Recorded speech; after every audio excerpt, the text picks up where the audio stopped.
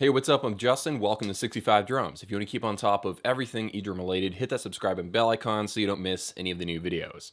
Now, I recently got a chance to play Roland's hybrid electronic acoustic Cajon that they're selling. Hold on, the model is the EC10EL Cajon. Why in the world do they keep putting model numbers and weird names that no one can remember? Anyway, recently got to play this at a guitar center, like probably a lot of you have gotten a chance to play it. So I'm just going to go over some first impressions, give you some rough playing footage where you can sort of hear what it's going to sound like. It's an acoustic cajon with piezos inside of it and a built-in speaker. And this thing is going for about $400. All this time I've been playing cajons, the most advanced cajon I've ever heard of is one that lets you plug in like a jack to go to the mixer. So maybe it's got a little microphone inside it so it's amplified. That's the most advanced cajon I've ever heard of before. This is the first hybrid cajon I've ever encountered. So it was really interesting to play. So if you flip around the cajon and look at the back of it, you'll notice that there's a power input, but it also can run off 6 AA batteries for 12 hours if you want to run that way. There's a mix in port. It's got a volume knob on it. It's got an electronic sound out, and then it's got a trigger balance. That's to help you separate between the head and the rim zones, because this is actually a dual zone cajon. Never thought I would say that. And on the front of it, if you look at the front of it, there's a speaker grill. It's not the most amazing speaker in the world, but it's there and it runs off of batteries, so I can't complain too much. Now, as far as my personal experience with cajons, I've never seen them as this amazing instrument that I always want to rush out and play for my next gig. That's never my thought about them. I play them when I have to, or if I'm in a really tiny room and I just can't use even an electronic drum set. So the cajon is never my first choice, it's always my last choice. It's just not as fun to play as a full drum set, whether or not that's an acoustic drum set or an electronic drum set. You might say I don't give cajons the respect they deserve, but yeah, it's all personal preference. Okay, so what's it like to play this thing? You just play it like a regular cajon, except that there's two zones on it. There's a rim zone, and then there's the regular head zone. And then of course you have a knob right there that helps you switch between the balance of both of those zones. It's pretty darn fun to play. Now you're probably wondering, where's the screen? There's got to be some way to control the different sounds inside of the built-in module. And yes, there actually is a screen. It's on the very top of the cajon. You got the screen here, and you have different sound banks that you can switch between.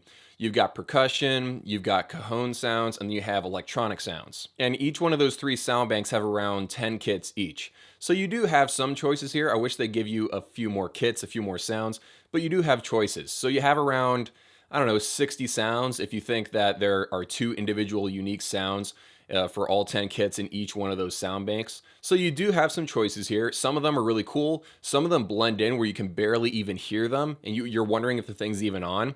And then other ones, they're like really in your face. That's the multi-effects, the electronic sound section. And you're gonna hear all this in the playing example in a second. But the placement of the screen is kind of darn awkward because it's right there where your crotch is. And it looks like you're messing around with your zipper every single time you're pressing buttons. It just feels really awkward when you're switching stuff around. It makes you feel like you better scoot back on the top of this cajon. But anyway, they do give you a decent amount of sounds, just wish that there were a few more. Here's some simple playing footage. Again, I'll link the really clean audio stuff in the description below.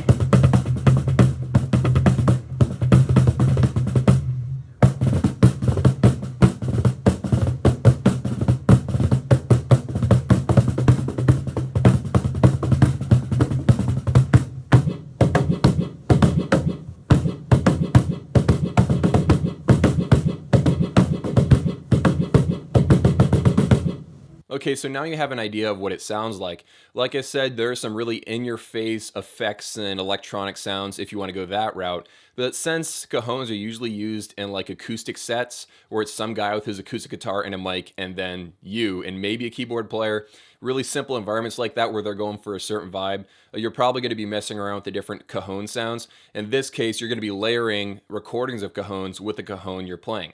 Now, about the feel of this whole thing, this entire unit is very, very light. It feels really easy to pick up, even though I didn't pick it up. It just felt very light when I was sitting on it.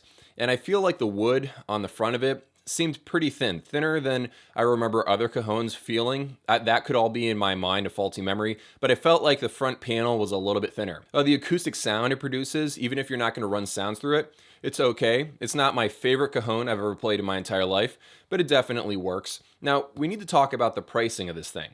Even though this is the most unique cajon out there, and I don't think there's any other electronic cajones that I know of personally, if I find that there are any competition to this, I'll leave some info on that stuff in the screen right here after I'm done editing the video. Now, if you're not actively shopping for a brand new cajon right now, you might be wondering if this is a good price or a bad price. Well, let me just say your average, ordinary acoustic cajon that doesn't have an audio input, so it doesn't have a mic built in or anything like that, your average cajon will cost somewhere around 70, 100 bucks, and there are more expensive ones for like $200. But let's just say your average cajon price right now is $100. That means the Roland Cajon is 4 times as expensive. Does that mean that you should buy it or not buy it? I don't really know. It's up to you. My overall impression of this cajon is that it's for a very niche market. You have to be a specific kind of player for this to be a valuable addition to your arsenal. Because this is just my overall impressions of what a cajon is for. I know it's different for everybody.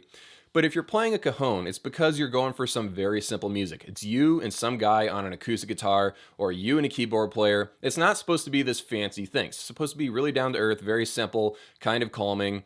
And so you may not even want to have any extra layering going on. You're just going for that simple vibe. Now, however, if you are really bored by that sort of thing and you need something, you just need something to survive, something to keep you interested, then having a cajon like this that gives you the option to at least layer other cajon sounds so you get a textured sound. There's a mix input on this. There is a speaker. You can go crazy with the multi-effect like electronic sounds if you want.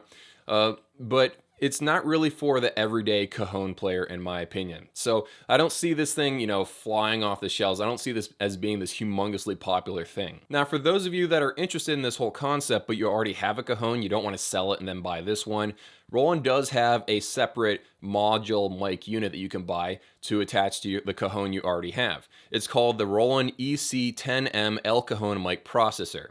Really long name that you're gonna forget right away. But this thing costs $239. And it's got a little mic that you plug in somehow. You connect it to your cajon, and then you can layer sounds from this processor unit. It's got like compressor for the mic. It's got a volume for the mic. It's got a threshold for the electronic sounds and volume for the electronic sounds. I don't know much about it because I didn't get a chance to use it.